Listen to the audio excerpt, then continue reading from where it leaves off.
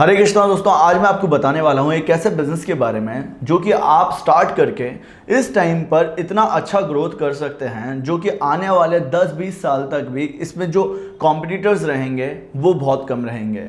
पर अगर आप अपने राइट टाइम पे राइट डिसीजन को लेते हैं तो आप इस बिज़नेस में अपनी मोनोपोली भी क्रिएट कर पाएंगे, साथ ही साथ ब्रांड अवेयरनेस भी क्रिएट कर पाएंगे और एक अच्छा प्रॉफिट एंड मार्जिन भी सेलेक्ट कर पाएंगे। तो ऐसा बिज़नेस चाहते हैं करना जो कि 1 लाख रुपए में हो जाए और जो कि आपके आसपास में कोई भी नहीं कर रहा हो, उसकी मार्केट आपके पास में इतनी हो कि अगर आप अपने एक शहर में बिज़नेस स्टार्ट करें तो आने वाले 5 साल तक 10 साल तक अपने गाँवों तक अपना नेटवर्क बना लें और अपने राज्य में अपना एक नेटवर्क क्रिएट करके आपको बाहर से भी पैसा मिलने लग जाए, मतलब कि आपको फंडिंग मिले। तो मैं आपको बताऊंगा ऐसे बिज़नेस के बारे में। इस वीडियो को पूरा देखिएगा जहां हम 3 स्टेजेस में इस बिज़नेस की बात करेंगे। एक होगी स्मॉल स्केल पर, एक होगी मीडियम स्केल पर, एक होगा लार्ज स्केल पर। बिज़नेस की बात कर रहा हूँ वो बिज़नेस है सैनिटरी नैपकिन का बिज़नेस। आपने बहुत से वीडियो देखे होंगे जहाँ पर आपको पता भी नहीं होगा कि एक्चुअल में जो आज के टाइम पे इस बिज़नेस में पॉसिबिलिटीज़ है ना, वो इंडिया में इतनी है कि इंडियन वुमेन्स लगभग 25% इस प्रोडक्ट को यूज़ करती हैं। 75% Indian womens sanitary napkin use नहीं कर रही हैं। इसका मतलब आप समझते हैं कि आज के टाइम पे इस प्रोडक्ट की अवेयरनेस नहीं है। शहरों में तो बहुत से लोग अपने ब्रांड को इस्टेब्लिश कर चुके हैं, जैसे कि स्टैफरी, विस्पर, पर लोकल मार्केट में बहुत ही कम कंपनीज इस तरह के बिज़नेस को स्टार्ट कर रखी हैं।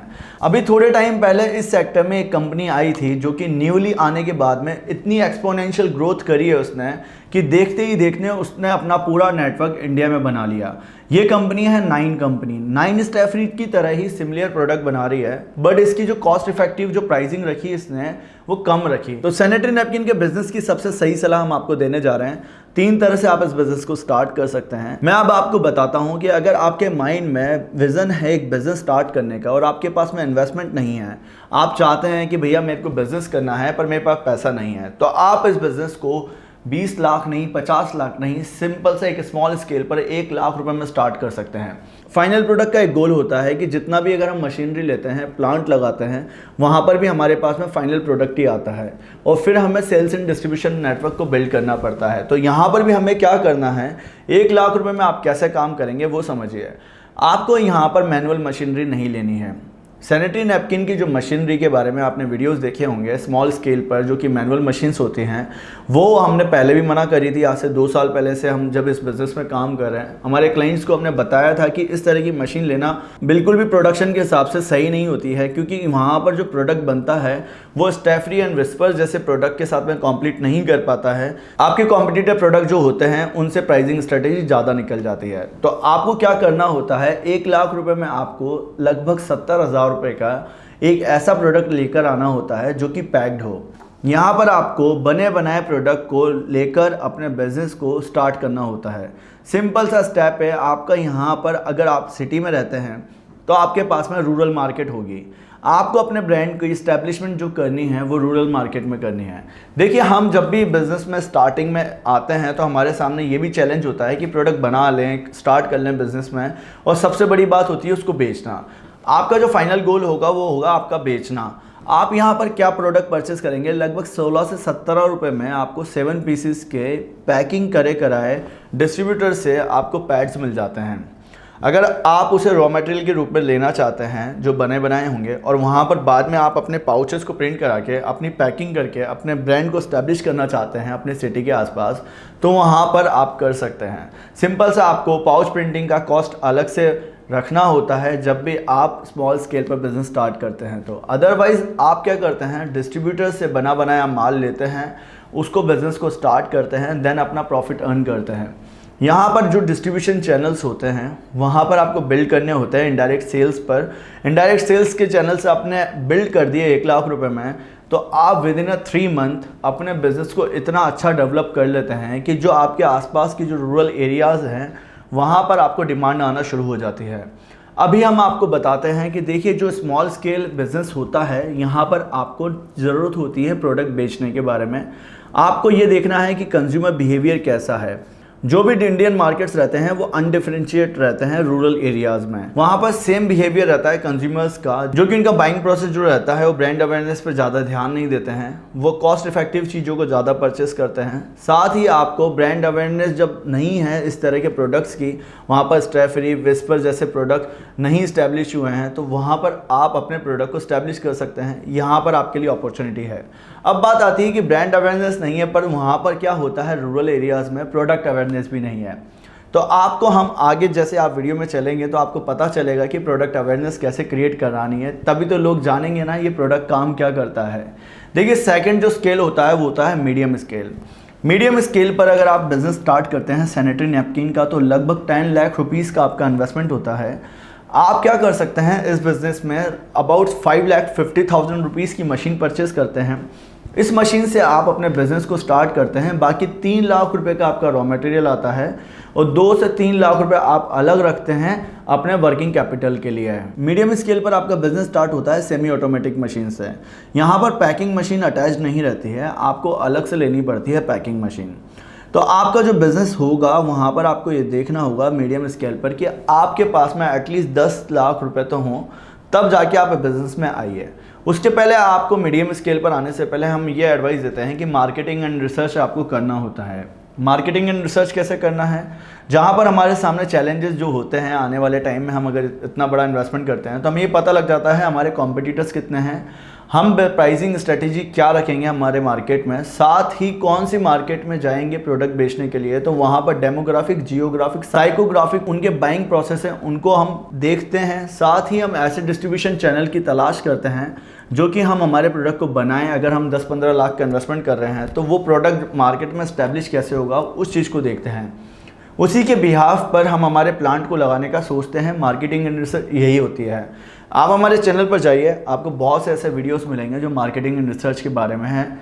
अगर आप चाहते हैं इस बिज़नेस में सबसे सही सलाह से आगे बढ़ना, एक प्रोडक्ट बेचने तक आप सीखना चाहते हैं, तो आप हमारे कुछ कोर्सेज हैं जो कि इस बिज़नेस के बारे में हैं, जहाँ पर हमने प्राइसिंग स्ट्रेटेजी, डिस्काउंट स्ट्रेटेजी, साथ ही लेबर कैसे हायर करना है, बिज़नेस में आगे ग्रोथ कैसे करना है, इसमें कौन कौन से प्रोडक्ट से आप अपना एक बेहतर प्रोडक्ट बना सकते हैं, प्रोडक्ट इनोवेशन कैसे होगा, जैसे आप अपने बिज़नेस में आते हैं तो नया प्रोडक्ट जब जाएगा तो वो कैसे जल्दी से पिक हो सकता है, स्टार्टिंग में आपको 1000 कस्टमर्स तक कैसे पहुंचना है, अगर आप जाते हैं तो ब्रांड अवेयरनेस कैसे क्रिएट करवानी है, प्रोडक्ट अवेयरनेस कैसे क्रिएट करवानी है, ये सारे वीडियोस आपको मिलेंगे।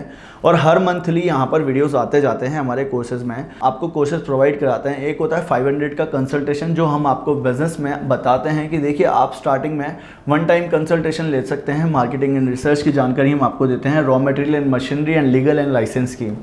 इसके बाद में 5000 का जो कोर्स होता है, यहाँ पर हम आपको 1 साल का सपोर्ट देते हैं। साथ ही वहाँ पर वीडियोस मिलेंगी हमारी एप्लीकेशन पे, जहाँ पर जाकर आप कोर्स बाय कर सकते हैं और सीधा वीडियोस देख सकते हैं, बिजनेस प्लान के बारे में समझ सकते हैं, सेल्स प्लान के बारे में समझ सकते हैं।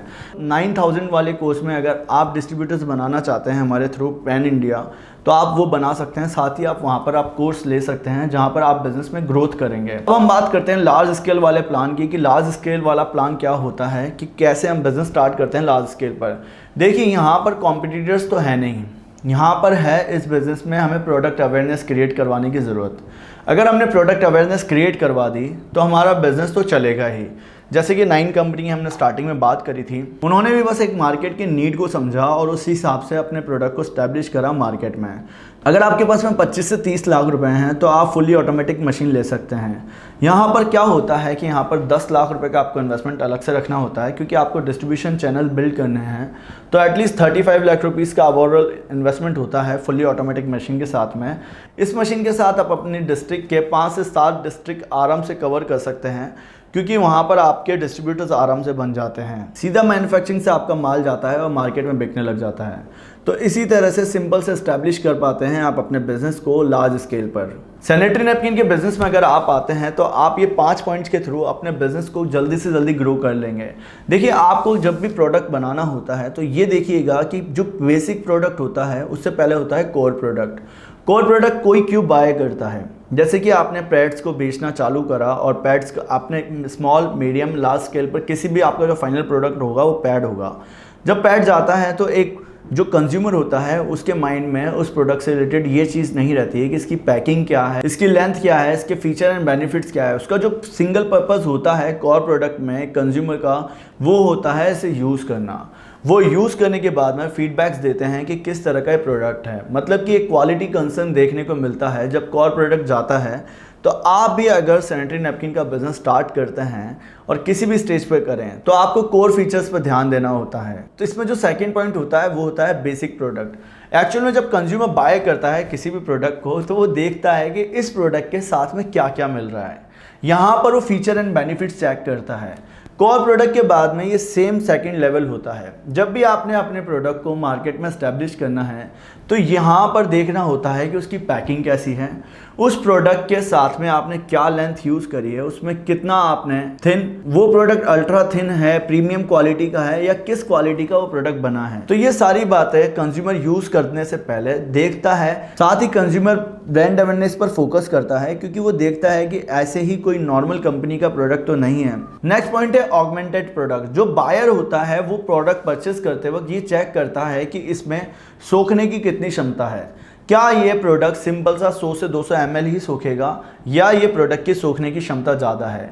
यहाँ पर आप देखना होता है कि जैसे ही आपने सेलर बनकर किसी को प्रोडक्ट बेचा, चाहे वो डिस्ट्रीब्यूशन लेवल में हो सकते हैं या एंड कंज्यूमर हो सकता है, तो वो आपसे सीधा पूछता है। तो आपको बताना पड़ता है कि सैप जेल वाली क्वालिटी इसमें यूज़ करी गई है। इस क्वालिटी के थ्रू जो इसमें प्रोडक्ट में सोखने की क्षमता है वो काफ़ी अच्छी है।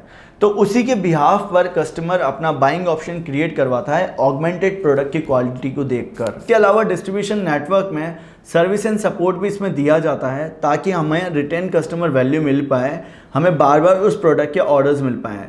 नेक्स्ट होता है पोटेंशियल प्रोडक्ट। यहाँ पर एट्रीब्यूट्स रहते हैं जैसे कि आपकी पैकिंग का कलर कैसा है। आप यहाँ पर ये देखते हैं कि जो आपका पैड है उसको बारीकी से देखते हैं कि और प्रोडक्ट से ये कैसे डिफरेंट है। इसके feature, style, colour, grade, quality पर आपको ध्यान देना होता है कि ताकि आप जब भी प्रोडक्ट को बेचने जाएं तो डिक्लाइन स्टेज में वो प्रोडक्ट नहीं आए। तो आपने देखा कि इस तरह से आपको 5 फीचर्स पर फोकस करना होता है जब भी आप स्ट्रैफ्री जैसे प्रोडक्ट को बीट करना चाहते हैं, एक अलग मार्केट में अपने प्रोडक्ट को लेकर जाना चाहते हैं, तो आप इस तरह से काम कर सकते हैं। ये वीडियो आपके लिए बनाई गई थी कि ताकि आप बिजनेस की सही सलाह ले सकें सैनिटरी नैपकिन की। आई होप आप समझ पाए होंगे कि अगर आप हमारे साथ में जुड़ना चाहते हैं, इस बिज़नेस को करना चाहते हैं, तो आप हमारे साथ में जुड़ के इस बिज़नेस में कैसे सफल बन सकते हैं, कैसे डिस्ट्रीब्यूशन लेवल तक पहुंच सकते हैं।